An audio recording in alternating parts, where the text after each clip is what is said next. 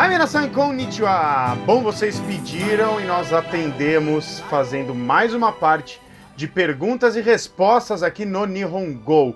Lembrem-se que, para vocês terem as suas perguntas respondidas aqui, vocês escrevam nesse vídeo, comentem bastante, deixem suas dúvidas e a gente vai pegar as dúvidas mais interessantes, as que tiverem mais likes, se forem interessantes, a gente pega também, tá? Então vamos ver o que o pessoal tem mandado a partir de agora.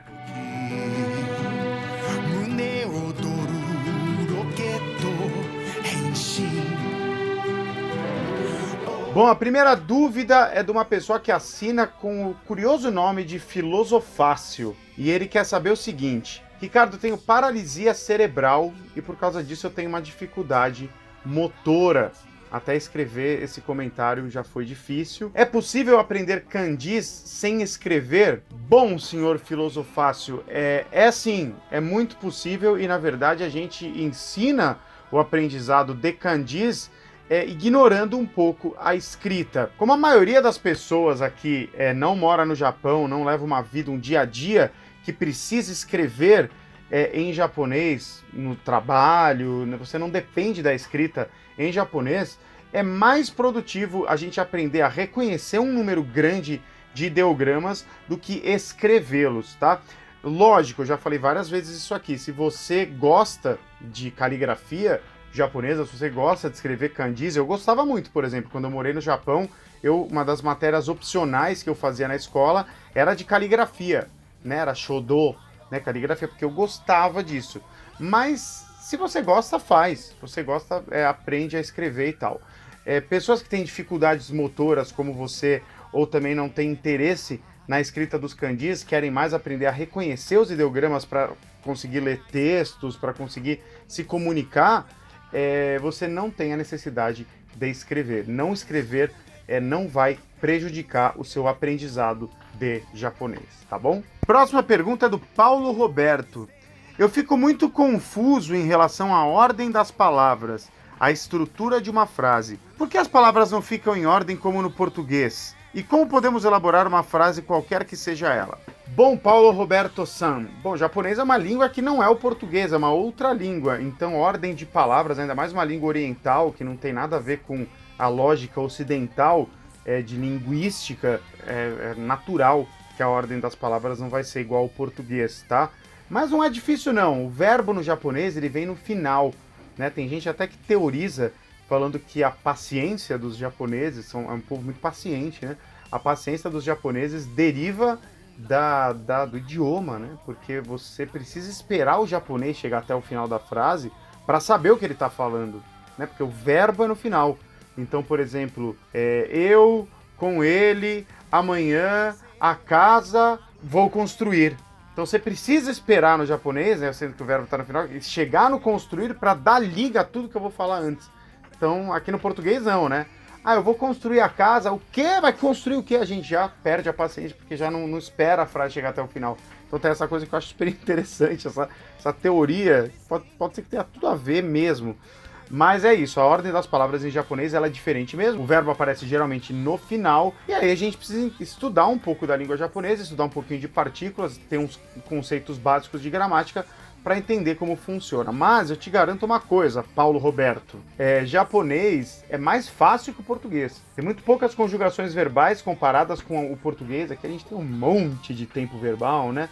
Não tem gênero, não tem palavras femininas, não tem palavras masculinas, então não tem essa decoreba assim que precisaria ter se tivesse gênero e muitas outras coisas, tá? Acompanha outros vídeos aqui do canal, faz o nosso mini curso lá, a gente dá noções de gramática em japonês e é isso, vai em frente que você vai conseguir aprender essa língua, não é tão difícil quanto você imagina. Próxima pergunta é do João Marechal, ele quer saber: 1. Posso usar músicas para aprender japonês? E 2. Quem vê anime tem mais facilidade de aprender? Bom, falando sobre música, eu acho que eu já comentei em algum vídeo aqui do canal, mas vamos lá, vamos falar de novo.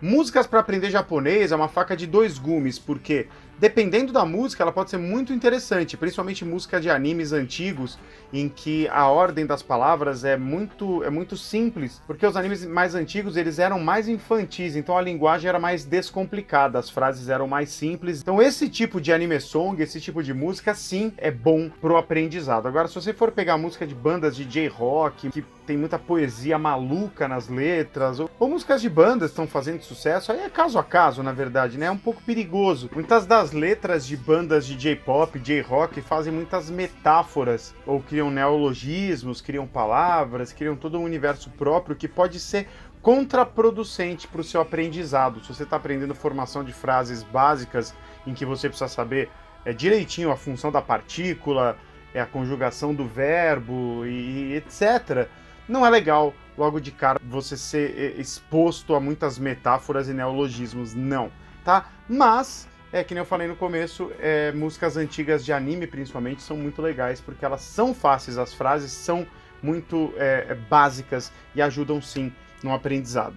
A sua outra pergunta é: quem assiste animes tem mais facilidade para aprender japonês? Não diria facilidade, mas tem um recurso a mais, porque assistir animes, você está sendo exposto ao idioma japonês, né? E essa exposição é muito benéfica. Mas você precisa ter um método, não adianta também você só assistir animes e não vai ser por osmose que você vai aprender japonês. Você tem que estudar o idioma, você tem que ser ativo no estudo, mas assistir os animes junto com um estudo legal, com um método legal, ele te ajuda muito, ele acelera muito o aprendizado, né? Porque o que você está estudando por um lado, você está colocando em prática pelo outro. Então você vai reconhecer nos animes muitas frases, muitas palavras, muitas estruturas que você vai ver também no estudo. Então sim, é uma ferramenta muito poderosa. Foi assim que eu aprendi, na verdade, né? Usando tokusatsu, animes e mangás. Na época, sem ter noção de que isso é um método, né? O método que a gente oferece é aqui no Nihongo. Continua acompanhando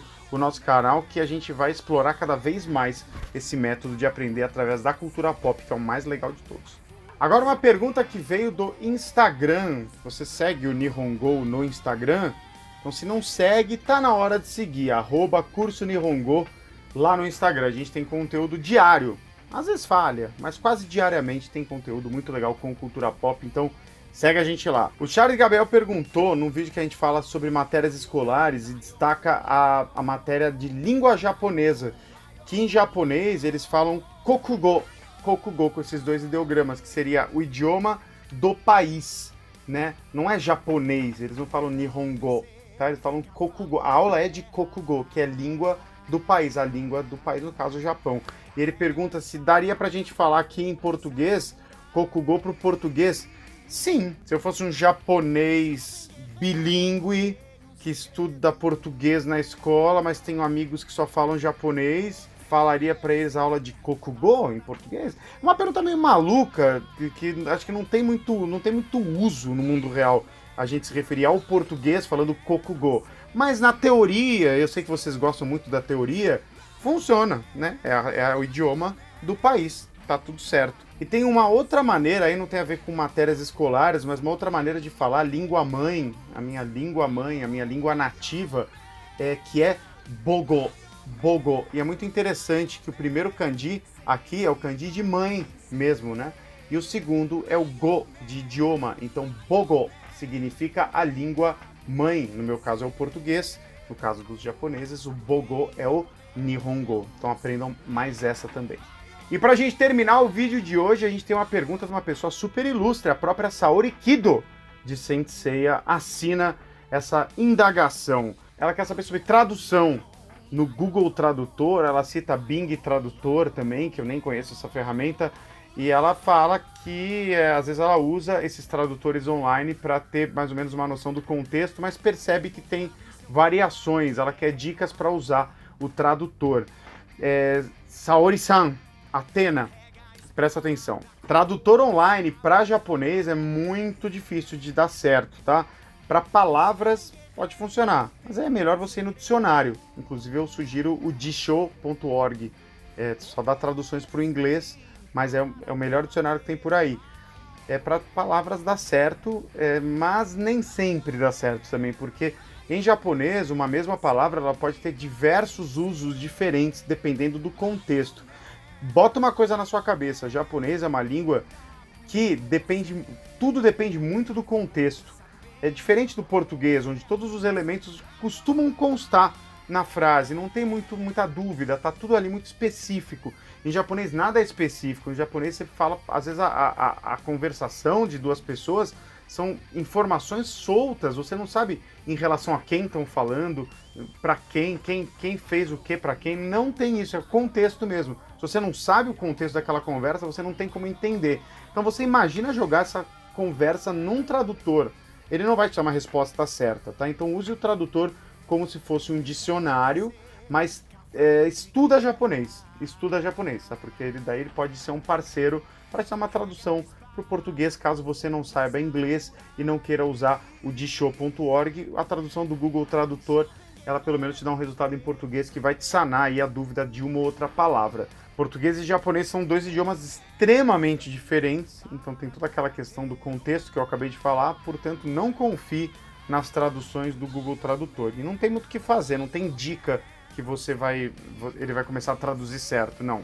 Usa do jeito que eu te falei, só pontualmente para você saber significado de palavras, ok? Bom, esse foi mais um vídeo de perguntas e respostas. Estou aguardando mais perguntas de vocês. Manda aí todas as dúvidas que vocês tiverem, dicas, assuntos para a gente bater papo sobre língua japonesa, ok? E para você receber o nosso mini curso em 8 vídeos e o nosso e-book, basta você acessar www.cursonihongo.com.br. Faz isso agora que você recebe sem nenhum custo. E não deixa de conferir outros vídeos aqui no canal, inclusive da série Perguntas e Respostas. Muita coisa legal eu ensino por lá. Até o próximo, já né!